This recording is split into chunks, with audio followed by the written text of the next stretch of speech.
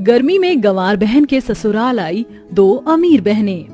Ma'am, आपका makeup हो गया है। अगर आपको थोड़ी बहुत स्वेटिंग होती है तो आप इस टिश्यू से टैप कर लीजिएगा, ओके? इतना कहकर मेकअप आर्टिस्ट चली जाती है। बाप रे बाप, कितनी गर्मी हो रही है। कहीं गर्मी से पसीना आने की वजह से मेरा मेकअप ना खराब हो जाए। योगिता पास में ही रखे टेबल फैन को ऑन करती है और उसके हवा के सामने बैठ जाती है कि तभी वहाँ उसकी दोनों छोटी बहनें रूही और परी आती हैं। दीदी, ये आप क्या कर रही हैं? अरे हवा खा रही हूँ ताकि पसीने से मेरा मेकअप ना खराब हो। दीदी, अगर आपको गर्मी लग रही थी तो आप एसी चालू कर लेती। इस टेबल फैन के सामने बैठने की क्या जरूरत थी? देखिए, टेबल फैन की हवा की वजह से आपका मेकअप और हेयर स्टाइल खराब हो गया है। नीचे बारात आ चुकी है, अब हम क्या करें?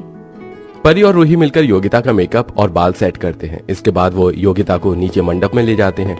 थोड़ी देर में सारे रीति रिवाज से योगिता की शादी होती है और योगिता विदा होकर अपने ससुराल आ जाती है, जहाँ उसकी नंद और सास उसका बड़े प्यार से गृह प्रवेश करते हैं और उसे उसके कमरे में छोड़ देते हैं। अरे मोरी मैया, कितनी ज्यादा गर्मी हो रही है। इतनी गर्मी में तो मेरा आमलेट ही बन जाएगा। अब मैं क्या करूं?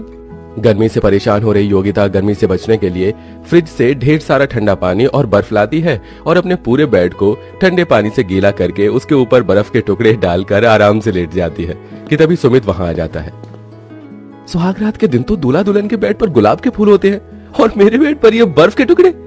अरे आप आ गए, मैं आपका ही इंतजार कर रही थी।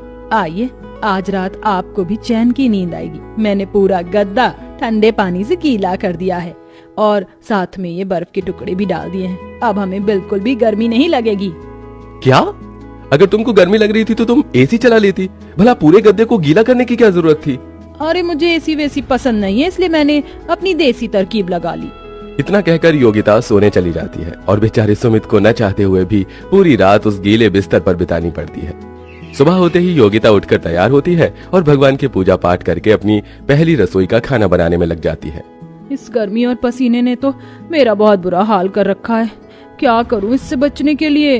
बार बार लग रही गर्मी और पसीने से परेशान होकर योगिता फ्रिज खोलती है और फ्रिज के साइड में जमी हुई बर्फ को लेकर अपने पूरे मुंह पर लगा लेती है और अपनी रसोई का खाना लेकर हॉल में जाती है। ये क्या है भाभी? ये सफेद भूत बनकर क्यों घूम रही हो? अरे मैंने तो अपने चेहरे पर ये ठंडी ठंडी बर्फ लगाई है जिससे मुझे गर्मी ना लगे। लेकिन बहू, किचन में तो एग्जॉस्ट फैन लगा हुआ है तो उसे चला लेती। तुझे ये बर्फ लगाने की क्या जरूरत थी?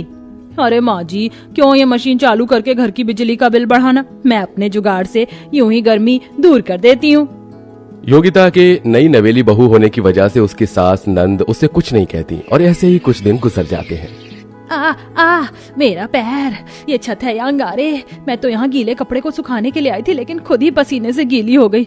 एक काम करती हूँ, जाकर नहा लेती हूँ। लेकिन दोपहर के 2 बज रहे हैं और इस वक्त तो टंकी का पानी भी गर्म हो रहा होगा। इतने गर्म पानी में गर्मी से नहाऊंगी तो मैं मर ही जाऊंगी। अब मैं क्या करूँ? योगिता इतना सोच रही होती है कि तभी उसके मन में ख्याल आता है और वो किचन में जाकर फ्रिज के अंदर रखा हुआ सारे ठंडा पानी लाकर नहा लेती है। अरे अंतरा बेटा, ये फ्रिज में से ये सारा ठंडा पानी कहाँ चला गया? पता नहीं माँ, मैं भी वही देख रही थी। अरे माँ जी, फ्रिज के ठंडे पानी से तो मैंने नहा लिया। वो क्या है ना, बड़ी गर्मी लग रही थी। भाभी, अगर इस घर में किसी को गर्मी लगती है तो एसी, कूलर, पंखा चालू करके उसके सामने बैठता है, ना कि फ्रिज के सारे ठंडे पानी से नहाता है। अब हम लोग इस गर्मी में भला क्या गर्म पानी पियेंगे? अपनी नंद को इतना गुस्सा होता देख नंदिनी उससे कुछ नहीं कहती और वापस अपने कमरे में चली जाती है और ऐसे ही समय गुजरता रहता है। समय बीतने के साथ साथ जहाँ एक तरफ गर्मी बढ़ रही थी, वहीं अब योगिता की गवार वाली हरकतें बढ़ रही थीं। इतनी कड़क धूप है फिर भी ये घास देखो, बिल्कुल बर्फ की तरह ठंडी है। अगर मैं इन घास को ले जाकर पूरे घर की जमीन पर बिछा दूं और इन पर ठंडा ठंडा पानी छिड़क दूं तो घर की जमीन बिल्कुल ठंडी रहेगी। योगिता आंगन में ढेर सारी घास तोड़ती है और पूरी घास की जमीन पर उसे बिछाकर उस पर ठंडा ठंडा पानी छिड़क देती है। तभी वहाँ अंतरा और संगीता आ जाती हैं। भाभी, ये सब क्या है? ये पूरे घर में घास क्या कर रही है? ये घास तो मैं लेकर आई हूँ, अब देखना इन घास की वजह से हमारा घर कितना ठंडा रहेगा। योगिता बहू, गंवारपन की भी हद होती है। शुरुआत में तो मैंने तुझे कुछ नहीं बोला, लेकिन तेरी तो दिन पर दिन गंवार वाली हरकतें बढ़ रही हैं। लेकिन माँ जी, मैं तो बस घर की जमीन को ठंडा रखना चाह रही थी ताकि किसी को भी गर्मी ना लगे। भाभी, कोई जरूरत नहीं है आपको ये जमीन ठंडा करने की। आपकी गंवारपंती की हरकतें अपने तक ही रखिए, समझिए आप। दिन पर दिन बढ़ रही योगिता की गंवारपंती हरकतों से घर में हर कोई उससे परेशान होने लगा था। योगिता बहू, तूने सुबह ही तो ढेर सारे बर्तन धोए थे, तो ये बर्तन कहाँ से आ गए? माँ जी, गर्मी लग रही थी, इसलिए मैंने सोचा कि मैं ठंडे पानी में बर्तन धोऊंगी तो मुझे ज्यादा गर्मी नहीं लगेगी।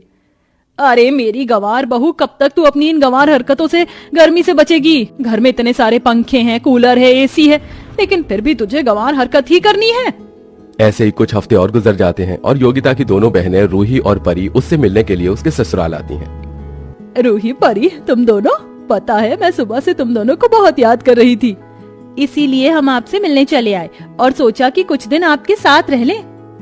ये तो तुमने बहुत अच्छा किया। आप सब लोग बैठकर बातें करो, मैं सबके लिए ठंडा ठंडा शरबत बनाकर लाती हूँ।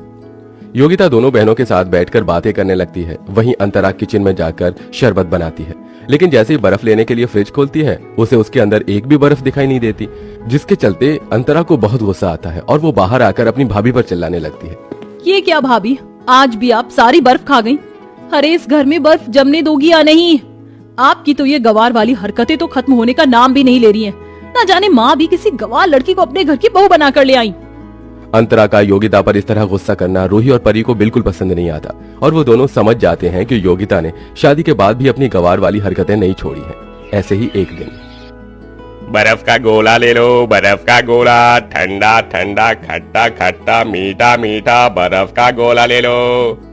अरे वाह, बर्फ का गोला! इस भयंकर गर्मी में बर्फ को गोला खाकर तो मजा ही आ जाएगा। योगिता गर्मी से बचने के लिए ढेर सारे बर्फ के गोले खा जाती है। एक साथ हद से ज्यादा बर्फ के गोले खाने की वजह से अचानक योगिता के सीने पर ठंडी पड़ जाती है और वो बेहोश हो जाती है। सभी लोग जल्दी से उसे हॉस्पिटल लेकर जाते हैं और कुछ घंटे बाद योगिता को होश आता है। देख लिया तूने अपनी गंवारपंती वाली हरकतों का नतीजा? तेरे चलते आज पूरे मोहल्ले में हमारी बेइज्जती हो गई। शहर रहने के बावजूद भी कौन इतनी गंवार वाली हरकतें करता है? हमें तो शर्म आती है आपको अपने घर की बहू कहते हुए। अंतरा और संगीता की बातें सुन रही रूही और परी से अब रहा नहीं जाता, इसलिए वो कहती हैं, बस करिए आप, और कितना हमारी बहन की बेइज्जती करेंगे? हम हमेशा से शहर में नहीं रहे हैं, हम भी पहले गांव में ही रहते थे। बचपन में हमारी माँ के गुजर जाने के बाद योगिता दीदी ने अपनी पढ़ाई लिखाई छोड़कर हम दोनों बहनों को पाला, जिसके चलते ये कभी पढ़ाई कर ही नहीं पाई। शहर में आने के बावजूद भी दीदी के अंदर शहर वालों की तरह कोई खासियत नहीं आ सकी। हमारी दीदी भले ही गंवार है, लेकिन वो बहुत अच्छी हैं। उनसे अच्छा दुनिया में कोई नहीं। पीहू रूही की बात सुन सभी की आंखों में आंसू आ जाते हैं और संगीता अंतरा को भी अपनी गलती का एहसास होता है। मुझे माफ कर दे बहू, तुझे प्यार से समझाने के बजाय मैंने तुझे कितना भला बुरा कहा। मैं चाहती तो तुझे खुद भी सिखा सकती थी, लेकिन मैंने ऐसा नहीं किया। लेकिन तू फिक्र मत कर, हम सब मिलकर तुझे सब सिखा देंगे और तुझ पर कभी भी गुस्सा नहीं करेंगे। अपनी सास की बात को सुन योगिता की आंखों में आंसू आ जाते हैं, जिसके बाद अंतरा, संगीता, पीहू और परी चारों मिलकर योगिता को शहर के बारे में सारी चीज बताते हैं। साथ ही साथ उसे गर्मी लगने पर एसी कैसे ऑन करते हैं और गर्मी से बचने के लिए हम क्या क्या कर सकते हैं, सब कुछ बताते हैं। जिसके चलते योगिता कुछ ही दिनों में काफी कुछ सीख जाती है और धीरे धीरे अपनी गंवारपंती वाली सभी हरकतें छोड़ देती है।